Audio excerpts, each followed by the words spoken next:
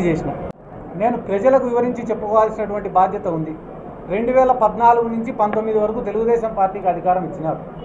అధికారం ఇచ్చిన రోజు వాళ్ళు చేసినటువంటి డెవలప్మెంట్ ఎంత, 2019 నుంచి 24 వరకు దాంట్లో కూడా మా మున్సిపాలిటీ ఏర్పడి కేవలం 3 సంవత్సరాలే.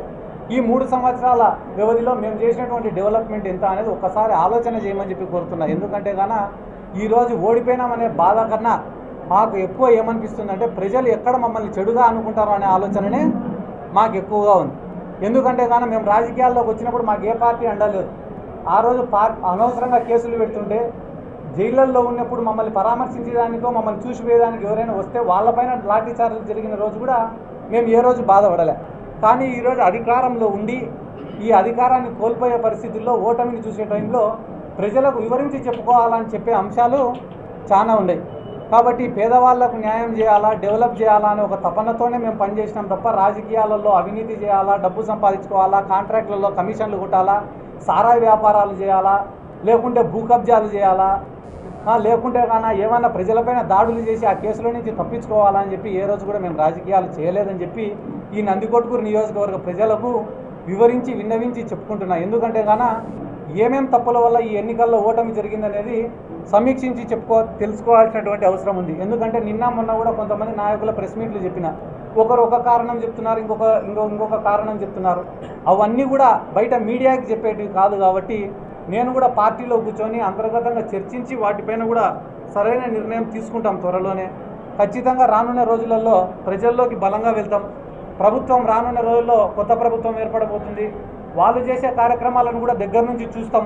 ఎందుకంటే కానీ జగన్మోహన్ రెడ్డి గారు ఆ రోజు సంక్షేమ పథకాలు ఇచ్చే రోజున నారా చంద్రబాబు నాయుడు గారు కానీ మిగతా తెలుగుదేశం పార్టీ నాయకులు కానీ ఈ రాష్ట్రం శ్రీలంక అయిపోతుందని చెప్పిన మాట రాష్ట్ర ప్రజలకు అందరికీ తెలిసిన విషయమే.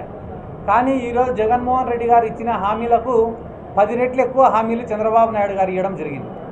కాబట్టి వాటిని ఎంతవరకు మీరు పరిష్కరించగలుగుతారు, ఎంతవరకు ప్రజలకు అందించగలుగుతారు? ఈ అందించే క్రమంలో మీరు ఏదన్నా కూడా చేయలేకపోతే ఖచ్చితంగా వైఎస్ఆర్ కాంగ్రెస్ పార్టీ తరఫున ఖచ్చితంగా తెలుగుదేశం పార్టీని కానీ కూటమి ప్రభుత్వాన్ని కానీ ప్రశ్నిస్తామని చెప్పి ఈ సందర్భంగా నేను తెలియజేసుకుంటూ, ముఖ్యంగా నేను చెప్పదలుచుకునే విషయం అధికారంలో ఉన్నప్పుడు చెప్తున్నా, ఇప్పుడు చెప్తున్నా, ముఖ్యంగా నందికొట్కూరు నియోజకవర్గంలో ఉండేటటువంటి వైఎస్ఆర్ కాంగ్రెస్ పార్టీ నాయకులు కానీ కార్యకర్తలు కానీ ఇంత మంచి క్యాడర్ దొరికినందుకు, ఇంత మంచి నాయకులు దొరికినందుకు నిజంగా మా అదృష్టం అని చెప్పి కూడా అప్పుడు చెప్పినా ఇప్పుడు చెప్తున్నా. నిస్వార్థంగా ప్రజలకు మంచి చేయాలనే ఒక ఆలోచన తప్ప, ప్రజల దగ్గర ఒక గుర్తింపు తెచ్చుకోవాలనే ఆలోచన తప్ప ఎప్పుడు కూడా ఏదన్నా నీరు చెట్టు లాంటి కార్యక్రమాలు చేసుకొని కమిషన్లు కొట్టాలనో, లేదా వచ్చే పెన్షన్లలో కమిషన్లు కొట్టాలనో, లేకుంటే ఏదైనా పోస్టులు వస్తే అమ్ముకోవాలనే ఆలోచన లేకుండా కేవలం ప్రజల దగ్గర మంచి పేరు సంపాదించుకోవాలని ఒకటే ఒక ఆలోచనతో పనిచేసినటువంటి వైఎస్ఆర్ కాంగ్రెస్ పార్టీ క్యాడర్కి అందరికీ నా జీవితాంతం రుణపడి ఉంటానని చెప్పి కూడా ఈ సందర్భంగా తెలియజేసుకుంటూ, రానున్న రోజులలో మీకు ఎటువంటి ఆపద వచ్చినా,